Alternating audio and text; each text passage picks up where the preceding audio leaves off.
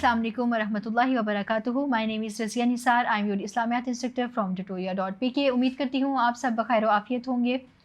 آج میں آپ کے سامنے ایک نئے سبق کے خلاصے کے ساتھ حاضر ہوں. سبق کچھ یوں ہے کہ یہ سورہ انفال کا دوسرا رکوع ہے.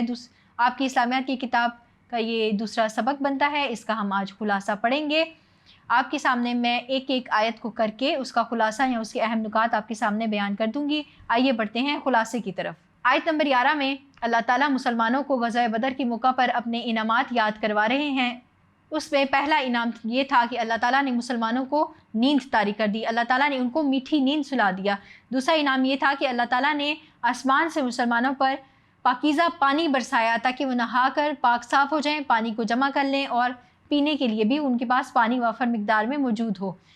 اور تیسرا انعام یہ تھا کہ اللہ تعالیٰ نے ان سے شیطان کی نجاست یعنی شیطان کے وسوسوں کو دور کر دیا. اور اس کے نتیجے میں کیا ہوا کہ اللہ تعالیٰ نے ان کے دلوں کو مضبوط کر دیا اور ان کے قدموں کو میدان جنگ میں جما دیا, یعنی ان کو ثابت قدم کر دیا. جیسا کہ غزوہ بدر کے موقع پر اللہ تعالیٰ نے بہت سے انعامات کیے تھے مسلمانوں پر, تو اس آیت میں انہی میں سے 3 انعامات کا ذکر کیا کہ ان پہ نیند طاری کر دی اور آسمان سے پانی برسایا. جیسے کہ آپ کو سبق کے دوران بتایا تھا کہ جب پڑاؤ ڈالا گیا, جگہ کا انتخاب کیا گیا, تو کافروں نے اچھی جگہ چن لی اور جو مسلمانوں کے حصے میں جگہ آئی وہ اتنی مناسب نہیں تھی, وہاں پر پاؤں پھسلتا تھا. جبکہ کافروں نے ایک اچھی جگہ پسند کی اور وہاں پر پانی بھی موجود تھا. اب یہاں پر شیطان نے اپنے وسوسوں سے مسلمانوں پر حملہ آور ہونے کی کوشش کی کہ تم تو ناپاکی کی حالت میں اللہ کے پاس جاؤ گے, تمہارے پاس تو وافر مقدار میں پانی بھی نہیں ہے, کافروں کے پاس تو اتنا پانی ہے. تو اس طرح سے کافروں کے بارے میں مسلمانوں کو شیطان نے بھڑکانا شروع کیا, ان کو وسوسے ڈالنا شروع کیے.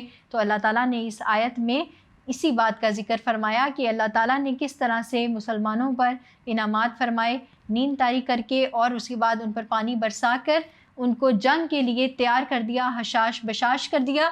اور دوسری طرف ایسا ہوا کہ کافر جب ساری رات سوئے بھی نہیں اور پھر بارش ان کے لیے زحمت کا باعث بن گئی کہ وہاں پر کیچڑ ہو گیا اور ان کا پاؤں پھسلتا تھا, تو اللہ تعالیٰ نے اس طرح سے مسلمانوں پر اپنا انعام و اکرام کیا. پھر آیت نمبر 12 میں اللہ تعالیٰ نے ارشاد فرمایا کہ جب غزوہ بدر کے موقع پر اللہ تعالیٰ نے فرشتوں کو وحی کی کہ میں تمہارے ساتھ ہوں, یعنی اللہ تعالیٰ فرشتوں کے ساتھ ہیں, مومنوں کے ساتھ ہیں, یعنی میدان جنگ میں اللہ تعالیٰ نے مسلمانوں کو اور فرشتوں کو اکیلا نہیں چھوڑ دیا, بلکہ اللہ تعالیٰ نے ان پر نظر رکھی ہوئی ہے, رحمت کی نظر کیے ہوئے ہے. تو اب فرشتوں کو ہدایت کی گئی کہ مسلمانوں کو تسلی دو, ان کے قدموں کو جما دو, ان کے قدم میدان جنگ سے اکھڑنے نہ پائیں, شیطان ان کے دلوں میں وسوسے نہ ڈالنے پائے. اور پھر یہ کرو کہ کافروں کی گردنوں کو مار دو, ان کو ہلاک کر دو اور ان کے پور کو توڑ ڈالو.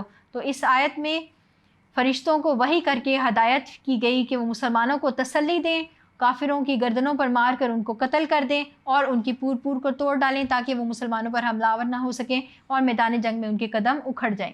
پھر آیت نمبر 13 میں اللہ تعالیٰ نے اس سزا کا سبب بتا دیا کہ اللہ تعالیٰ نے آخر کافروں کو اتنی سخت سزا کیوں دی, کہ ان کے دلوں میں روب اور ہیبت ڈال دیا, ان کی گردنوں پر مار کے قتل کر دیا گیا, ان کی پور کو توڑ ڈالا. آخر اس کی وجہ کیا تھی؟ کافروں کا جرم کیا تھا؟ تو کافروں کا جرم یہ تھا کہ انہوں نے اللہ اور اس کے رسول کی مخالفت کی, اللہ کی وحدانیت سے انکار کر دیا, اللہ کے ساتھ شرک کیا, رسول اللہ صلی اللہ علیہ وسلم کو اللہ کا رسول اور آخری نبی ماننے سے انکار کر دیا. اس کے نتیجے میں اللہ تعالیٰ نے ان کو زبردست عذاب کے ذریعے پکڑا. دنیا میں اللہ تعالیٰ نے ان کو ایسا عذاب دیا, پھر اگلی آیت میں فرمایا کہ آخرت میں پھر ان کو اللہ جہنم کی آگ میں داخل کرے گا, جو کہ ایسے ہی نافرمان لوگوں کے لیے بنائی گئی ہے. اللہ تعالیٰ اپنے نافرمان بندوں کا ایسا ہی حال کرتا ہے جو اللہ اور اس کے رسول کی مخالفت کرتا ہے. تو اللہ تعالیٰ نے اس آیت میں آگے آنے والے لوگوں کو بھی تنبیہ فرمائی کہ جیسا غزوہ بدر کے موقع پر کافروں کا حال ہوا تھا, ایسا ہی آنے والے وقتوں میں بھی ان لوگوں کا ہوگا جو اللہ اور اس کے رسول کی مخالفت کریں گے. tutoria.pk لایا پاکستان کے میٹرک اور انٹر اسٹوڈنٹس کے لیے اپنی نوعیت کا پہلا ای لرننگ پلیٹ فارم, جہاں پہ آپ کو ملے 18 سے زائد بورڈز کے ویڈیو لیکچرز, پاس پیپر سولوشن, بک نوٹس, MCQs, کوئزز اور بہت کچھ. آج ہی ہمارے YouTube چینل پر جا کر free crash course videos enjoy کریں اور بنائیے اپنی زندگی آسان. پھر بڑھتے ہیں اگلی آیت کی طرف. اگلی آیت ہے، پھر اس کے بعد آیت نمبر 15 اور 16 میں اللہ تعالیٰ نے مسلمانوں کو تاکید کی کہ جب تمہارا کافروں سے میدان جنگ میں سامنا ہو، جب کوئی لشکر تمہارے سامنے آ جائے تو تم پر لازم ہے کہ تم نے اسلام کا دفاع کرنا ہے، مسلمانوں کا دفاع کرنا ہے، تو ایسے میں پیٹھ پھیرنے کی ممانعت ہے۔ اس آیت میں اللہ تعالیٰ نے منع فرما دیا مسلمانوں کو کہ آپ لوگوں نے میدان جنگ میں کافروں سے مقابلے کے وقت پیٹھ نہیں پھیرنی، مگر یہ کہ 2 صورتوں میں پیٹھ پھیرنے کی اجازت ہے۔ ایک یہ ہے متحرفا لقتال اور متحیزا الی فئۃ، یعنی کوئی چال چلنی ہو، کوئی حکمت عملی اختیار کرنی ہو، تو اس کی ایک صورت یہ ہے کہ آپ لڑائی کی وقت کنارے کنارے چلیں اور دشمنوں کی صفوں میں گھس کر ان کو ماریں، ان کو قتل کریں اور اسلام کو غالب کر دیں۔ اور دوسری صورت یہ ہے کہ آپ اپنی جگہ چھوڑ کر اپنے گروہ کے پاس واپس چلے جائیں، تاکہ آپ ایک جتھے کی صورت میں مزید لوگوں کو لا کر اپنے فوجیوں کو اپنے ساتھ شامل کر کے دوبارہ سے ایک نئی طاقت بن کر کافروں پر حملہ آور ہوں۔ تو جو اس طرح کی حکمت عملی اور چال اور تدبیر اختیار کرتے ہوئے حملہ کیا جائے گا، اس کی اجازت ہے۔ ان 2 صورتوں میں آپ میدان جنگ میں پیٹھ پھیر سکتے ہیں، بصورت دیگر پیٹھ پھیرنا گناہ کبیرہ ہے، اس کی اسلام اجازت نہیں دیتا۔ جو کوئی ایسا کرے گا تو وہ دنیا میں بھی اللہ کے غضب کا شکار ہوگا اور آخرت میں اس کو جہنم میں ڈال دیا جائے گا، جو کہ ایک برا ٹھکانہ ہے۔